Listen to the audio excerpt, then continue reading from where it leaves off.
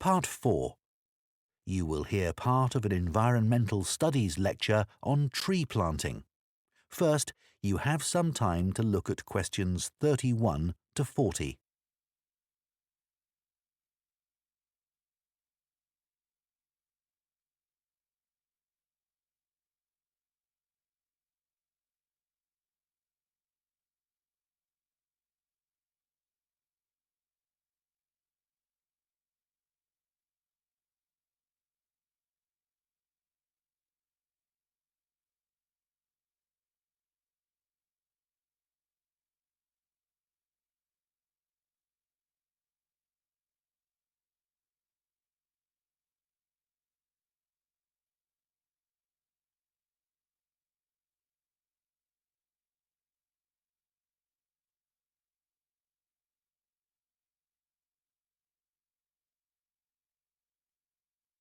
Now listen carefully and answer questions 31 to 40. Tree planting now dominates political and popular agendas and is often presented as an easy answer to the climate crisis, as well as a way for business corporations to offset their carbon emissions. But unfortunately, tree planting isn't as straightforward as some people think. When the wrong trees are planted in the wrong place, it can do considerably more damage than good, failing to help either people or the environment. Reforestation projects are currently being undertaken on a huge scale in many countries, and it's crucial that the right trees are selected. A mix of species should always be planted, typical of the local natural forest ecosystem and including rare and endangered species, in order to create a rich ecosystem. It's important to avoid non-native species that could become invasive. Invasive species are a significant contributor to the current global biodiversity crisis and are often in competition with native species and may threaten their long-term survival. Restoring biodiversity that will maximise carbon capture is key when reforesting an area, but ideally any reforestation project should have several goals. These could include selecting trees that can contribute to wildlife conservation, improve the availability of food for the local community, and maintain the stability of soil systems. Meeting as many of these goals as possible, whilst doing no harm to local communities, native ecosystems and vulnerable species, is the sign of a highly successful tree planting scheme. To ensure the survival and resilience of a planted forest, it's vital to use tree seeds with appropriate levels of genetic diversity, the amount of genetic variation found within a species essential for their survival.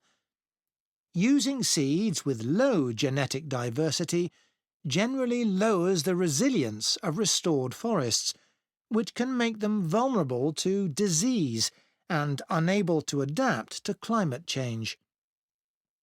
Choosing the right location for reforestation projects is as important as choosing the right trees. Ultimately, the best area for planting trees would be informally forested areas that are in poor condition.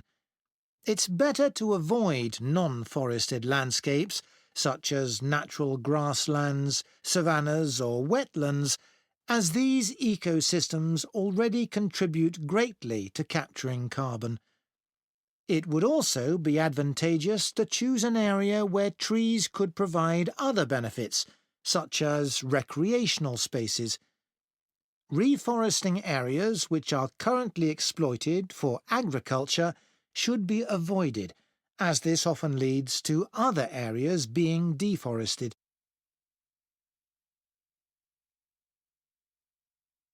Large-scale reforestation projects require careful planning. Making the right decisions about where to plant trees depends on having the right information. Having detailed and up-to-date maps identifying high-priority areas for intervention is essential. Drone technology is a useful tool in helping to prioritise and monitor areas of degraded forest for restoration. In Brazil, it's being used to identify and quantify how parts of the Amazon are being devastated by human activities, such as rearing cattle and illegal logging. A good example of where the right trees were picked to achieve a restored forest is in Lampang province in northern Thailand. A previously forested site which had been degraded through mining was reforested by a cement company, together with Chiang Mai University. After spreading 60 centimetres of topsoil, they planted 14 different native tree species, which included several species of fig. Figs are a keystone species because of the critical role they play in maintaining wildlife populations. They are central to tropical reforestation projects as they accelerate the speed of the recovery process by attracting animals and birds which act as natural seed dispersers. This helps to promote diversity through the healthy regrowth of a wide range of plant species. Unlike the majority of fruit trees, figs bear fruit all year round, providing a reliable food source for many species. At this site, for example, after only 3 rainy seasons, monkeys started visiting to eat the fig fruits, naturally dispersing seeds through defecation. Reforestation projects should always aim to make sure that local communities are consulted and involved in the decision-making process. The restoration of mangrove forests in Madagascar is an example of a project which has succeeded in creating real benefits for the community.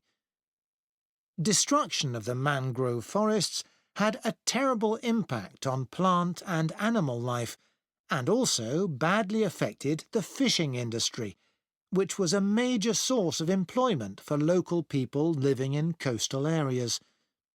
The reforestation project involved hiring local people to plant and care for the new mangrove trees. Millions of mangrove trees have now been planted, which has resulted in the return of a healthy aquatic ecosystem. The mangroves also act as a defence against the increased threat of flooding caused by climate change.